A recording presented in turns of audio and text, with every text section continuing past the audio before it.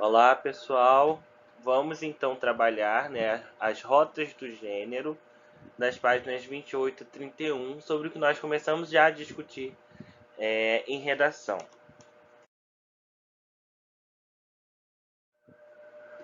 Então, lá na página 28, nós vamos começar a falar sobre gráfico, infográfico e placas. Então, a imagem que, entre outros gêneros, abarca fotografias, filmes e ilustrações, tem muita força no mundo contemporâneo. Por exemplo, ela é essencial em gráficos e infográficos que auxiliam na exposição de uma determinada ideia. Ainda neste capítulo, você pôde aprender que esses dois gêneros são uma forma de simplificar o que é complexo. Quando se produzem dados estatísticos, como os que se referem ao abastecimento de água em todo o território brasileiro, é mais didático apresentá-los sob a forma esquemática de um gráfico ou infográfico do que em texto escrito, cuja leitura demanda mais tempo e habilidade de interpretação. No mundo moderno, nosso olhar está mais treinado a captar as imagens visuais do que as apenas escritas. Para melhor compreender e utilizar gráficos e infográficos, é imprescindível dominar o que define ambos os gêneros, além daquilo que os difere. Para isso, observe estes dois exemplos. Aqui ao lado, nós temos um gráfico do IBGE que fala sobre o destino final dos resíduos sólidos por unidades de destino dos resíduos marcados em porcentagens. Então a gente tem aqui a legenda, amarela, verde e azul, em que a amarela se refere ao vazador a céu aberto, o famoso lixão, o verde o aterro controlado e o azul o aterro sanitário. Então ali no gráfico Pix a gente pode ver as porcentagens. Aqui nós já temos um infográfico sobre o destino do lixo no Brasil. Então, lixo queimado na propriedade por regiões no ano de 2017. Então, a gente tem o mapa do Brasil, Cada região tem a sua porcentagem. E ali embaixo nós temos uma legenda que mostra o destino do lixo no Brasil.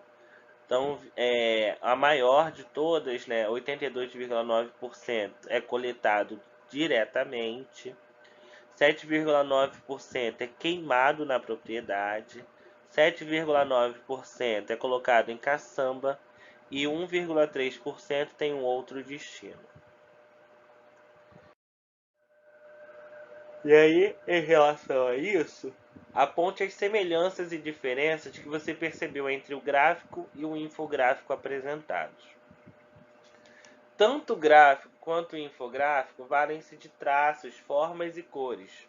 Em outras palavras, nos dois gêneros, recorre-se a elementos gráficos, afinal, ambos os nomes já apontam para isso. Entretanto, se o gráfico se apropria de tais elementos de modo mais simples, o infográfico apresenta-se como um gênero mais elaborado, geralmente mesclando ilustrações e textos escritos bastante curtos.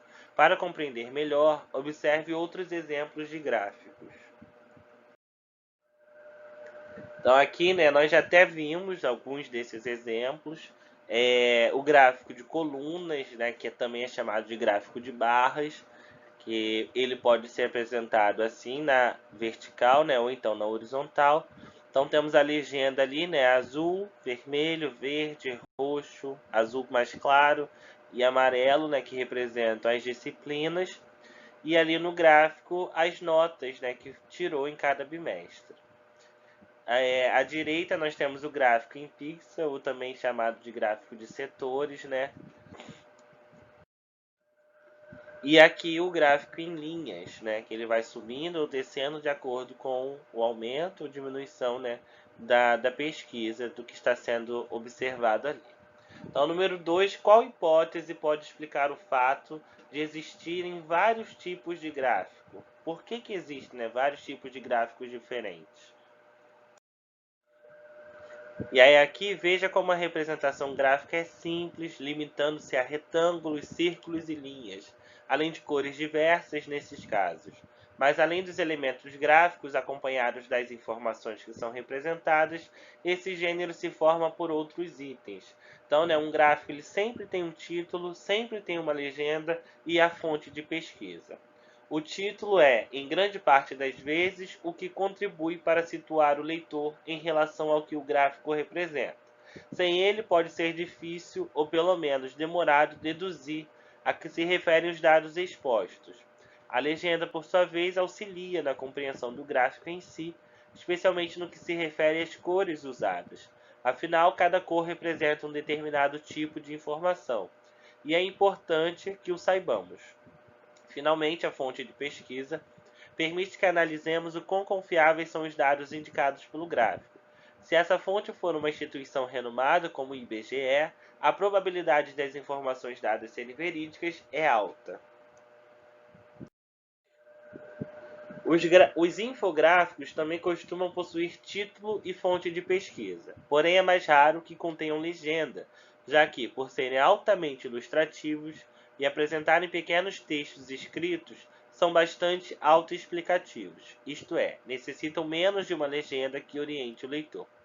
O infográfico observado por você anteriormente, sob o título Destino do lixo no Brasil, é ilustrado por uma lata de lixo que, com o título, as porcentagens e os pequenos textos que as acompanham é suficiente para que se compreenda a mensagem transmitida. Além de gráficos e infográficos, há outro gênero muito presente na vida cotidiana que também se apropria da imagem visual. Você já ouviu neste capítulo, trata-se das placas de sinalização. Estas orientam o trânsito, indicam a localização e avisam sobre determinados eventos, como riscos a serem evitados. Número 3. Observe a reprodução de uma placa muito comum de se encontrar. Letra A, descreva como ela se constitui, e letra B, o que ela sinaliza.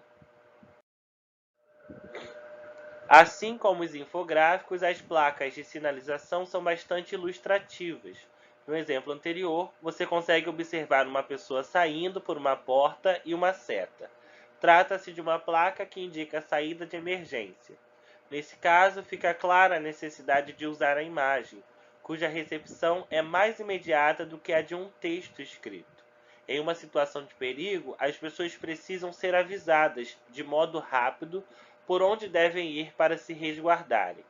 Para que as placas de sinalização sejam eficazes, é importante que sejam padronizadas as ilustrações, ou seja, os símbolos contidos em tais placas. Imagine se, por exemplo, cada estabelecimento simbolizasse a saída de emergência de um jeito diferente. Em uma situação de risco que exige pensamento e ação rápidos, essa diferença poderia causar um grande prejuízo. Então, as placas elas são padronizadas. A placa de saída de emergência é utilizada sempre a mesma em qualquer lugar, em qualquer situação. Assim como um banheiro masculino, um banheiro feminino, um banheiro misto, ou então um banheiro adaptado para alguém com necessidade. Então são sempre as mesmas exatamente por isso, para que não gere má interpretação em alguma situação de emergência, por exemplo. Então, por hoje é só. Na próxima aula faremos a correção dessas atividades. Depois daremos continuidade. Então, até lá, pessoal. Um abraço.